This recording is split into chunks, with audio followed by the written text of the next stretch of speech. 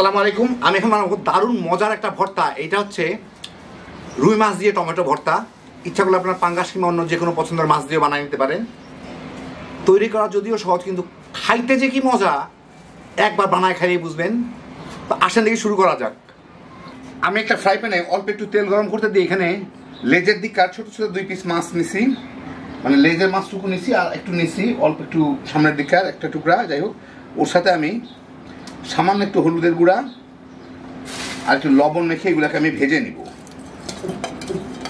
এমনিও ভাজতে পারেন, হলুদটা দিলে একটু মাছের গন্ধটা একটু অন্যরকম হয় আর কি। যাই হোক, দিলাম। তেলটা বোধহয় গরম হয়ে গেছে। এর মধ্যেই এই একই তেলে আমি টমেটো ভাজবো, সেই জন্য আমি একটু বেশি তেল দিছি। মাছগুলোকে আমি খুব বেশি আছে না, আজকে এখন কমায় দিয়ে অল্প আছে ভেজে নেবো, যাতে মাছগুলো ভালো মতো সিদ্ধ হয়। বাদামি করার দরকার নাই।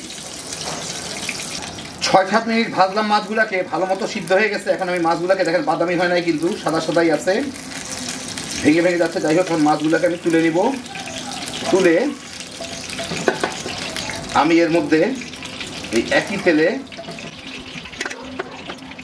6-7টা টমেটো আমি মাঝখান থেকে এভাবে ফেলে ফেলে রাখছি, যেটা বড় সেটাকে 4 টুকরা করে রাখছি।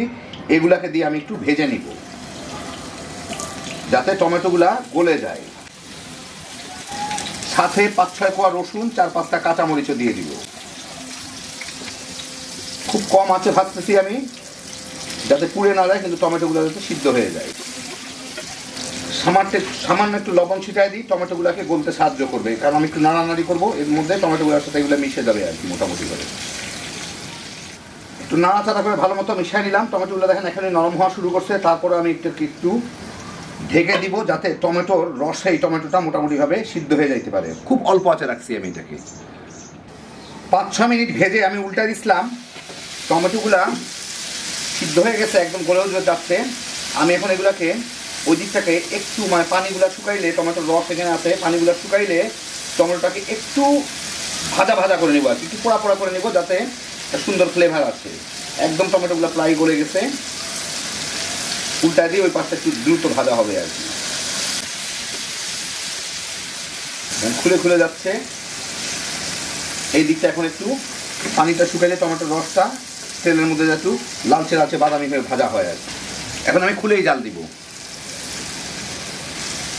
মিনিট 2 জাল দিয়ে টমেটোগুলো কিন্তু এই পাশটা একটু হালকা হালকা বাদামি দাগ লেগে গেছে, টমেটোর কালারের জন্য বোঝা যাচ্ছে না প্রত্যেকটারই। আমি টমেটোগুলোকে তুলে নিব, টমেটো আর কাঁচামরিচগুলোকে আর রসুনগুলোকে।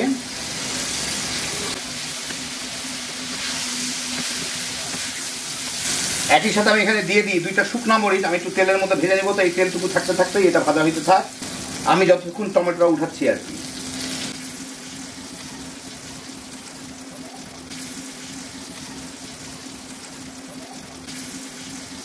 আমার মনে হয় ভালোই মচমচে হয়ে গেছে।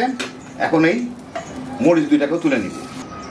এরই মধ্যে আমার মাছটা ঠান্ডা হয়ে গেছে ভালো মতো। এখন এই মাছটা থেকে আমি কাঁটাগুলাকে বেছে নিব। আমি এখন এই টমেটোগুলা উপরের চোকলাটা এভাবে উঠায় নিব। এই যে দেখেন, টান দিলেই উঠে যাচ্ছে। এগুলো সবগুলোকে উঠায়, এগুলাকে একটু ভর্তা করি। এর উপরটাকে পরে ফেলে দেওয়া যাবে। নিয়ে নিলাম। এখন এই রসুন, মরিচ আর এগুলাকে একদম চেপে চেপে এভাবে ভেঙে ভেঙে ভর্তা করে নেব যতদূর সম্ভব। পুরো ভর্তা হবে না, এগুলো একটু আস্তে আস্তে থাকে, মানে ছোটো ছোটো চাকা চাকা থাকবে, কোনো অসুবিধা নেই। সবগুলোকে এইভাবে ডলে ডলে একসাথে ভর্তা করে নেব। মোটামুটি সবগুলোকে মিলাই নিলাম। 2-একটা বড় বড় চাকা চাকা থাকে, দানা দানা থাকে, এগুলো থাকা ভালো। এগুলোকে একটু ফেলে দিই। এখন এখানে আমি নিয়ে নিচ্ছি কিছু পেঁয়াজ কুচি করা, ধনিয়া পাতাটা পরে দিব, আর যে 2টা শুকনা মরিচ আমি ভেজে রাখছিলাম, এই মরিচগুলোকে একটু ভেঙে নিয়ে এর সাথে ভেঙে পেঁয়াজের সাথে একটু ডলে মিশিয়ে নিব। সাথে স্বাদ মতো লবণ দিয়ে দিব। খেয়াল থাকে, আমি কিন্তু টমেটো ভাজার সময় একটু লবণ দিয়েছিলাম, সেই জন্য এখানে খুব বেশি লবণ দিব না।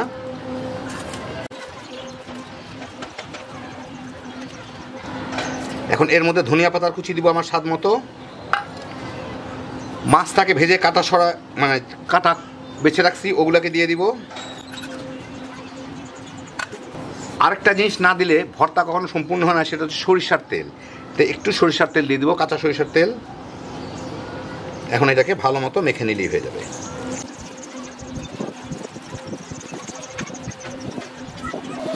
তো এই দেখেন হয়ে গেল আমার দারুণ মজার, এই দেখেন হয়ে গেল আমার টমেটো রুই মাছের ভর্তা। বাজারে এখন প্রচুর ফ্রেশ টমেটো পাওয়া যাচ্ছে, ঝটপট বানিয়ে নিতে পারেন।